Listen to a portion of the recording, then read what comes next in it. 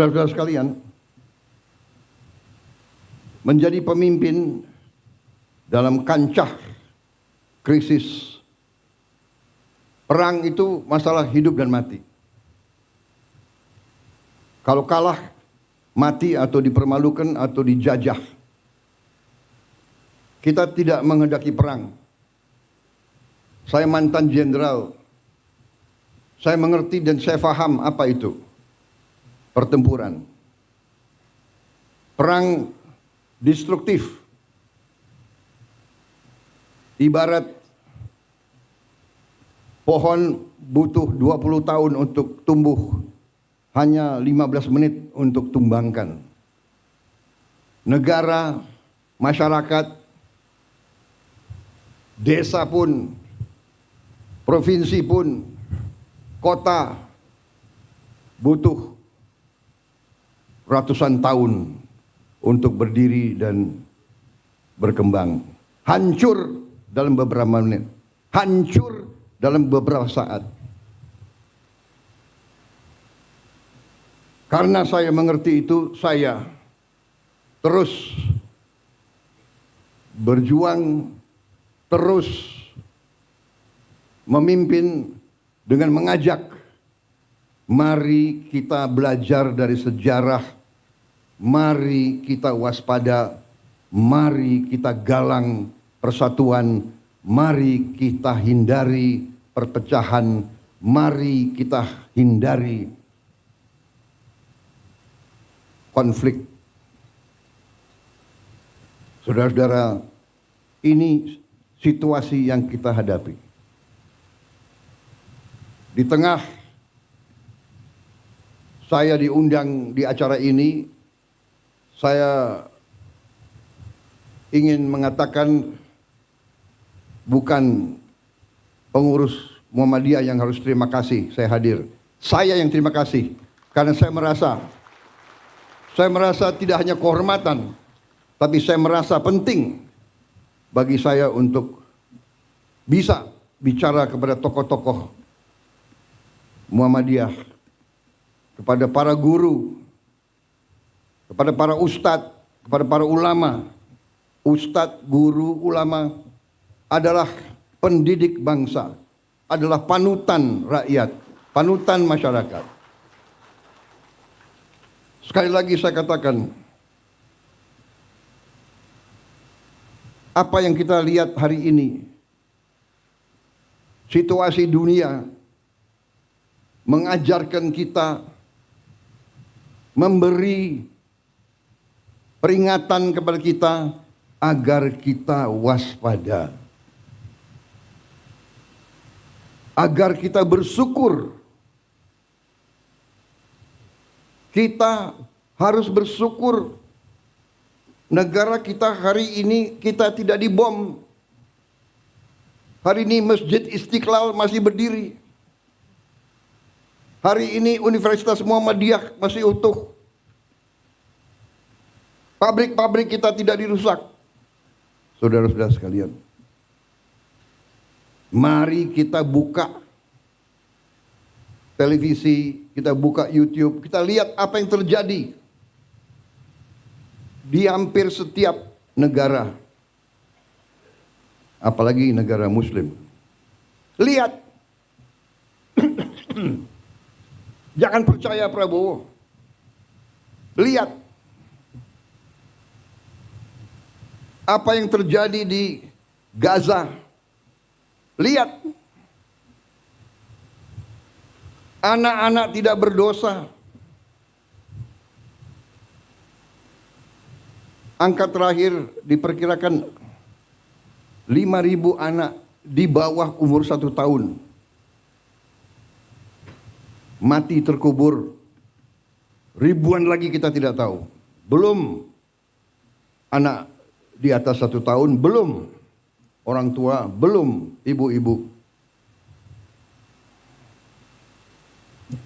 Libanon, jutaan warga Libanon mengungsi, hilang rumah. Tepi barat, saudara-saudara sekalian, Belum Ukraina, ya Ukraina jauh, tapi perang Ukraina mengakibatkan harga pangan naik di seluruh dunia. Ya Gaza jauh, tapi itu saudara-saudara kita. Apa poin yang saya ingin sampaikan, saudara-saudara? Jangan kita anggap damai itu adalah biasa. Jangan kita anggap kita tidak menghadapi ancaman. Kenapa kita harus waspada? Karena kita kaya. Bukan kita ke negeri Belanda, orang Belanda ke kita. Portugis ke kita, Spanyol ke kita, Prancis ke kita, Inggris ke kita. Dari dulu sampai sekarang.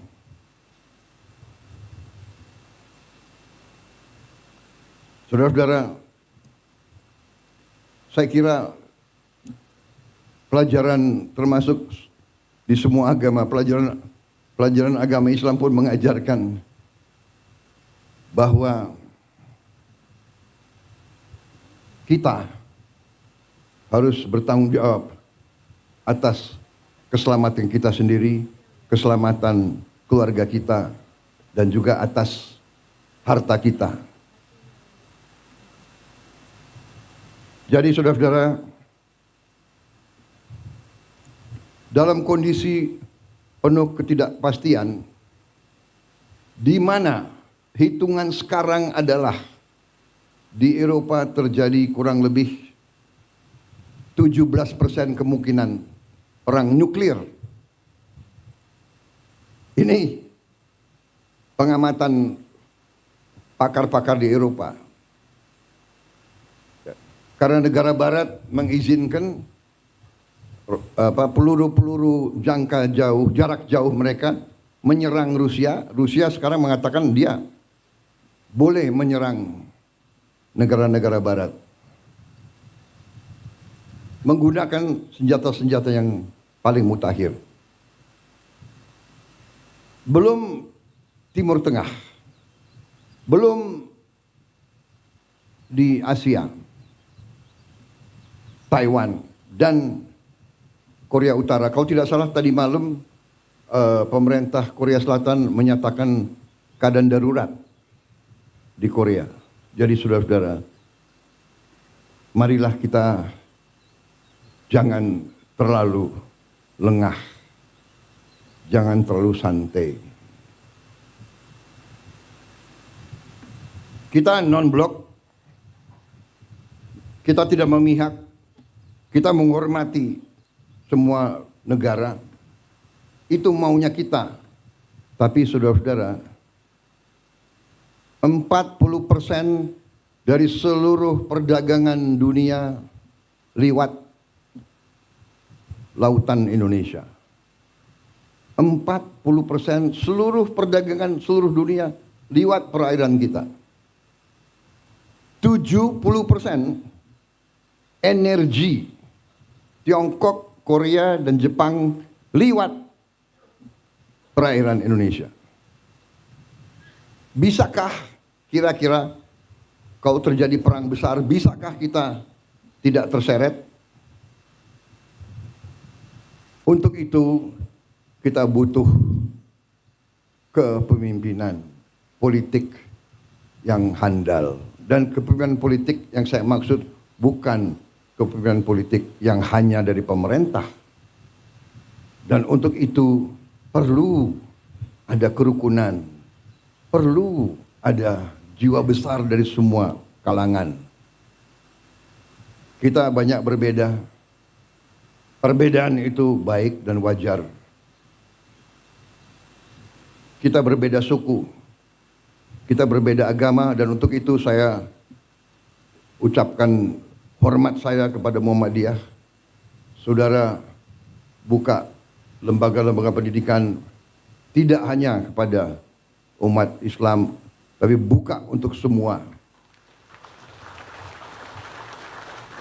Saudara telah memberi contoh dalam toleransi, dalam kehidupan inklusif, dalam kehidupan saling hormat menghormati, dalam kehidupan saling menjaga, saling mendukung. Ini sangat penting. Ini sangat penting. Ada pihak dari semua agama, dari semua ras dan semua suku yang selalu mau mengambil garis yang keras. Fanatisme, fanatisme agama, fanatisme suku, fanatisme ras, fanatisme budaya dan sebagainya. Justru ini yang melahirkan peperangan.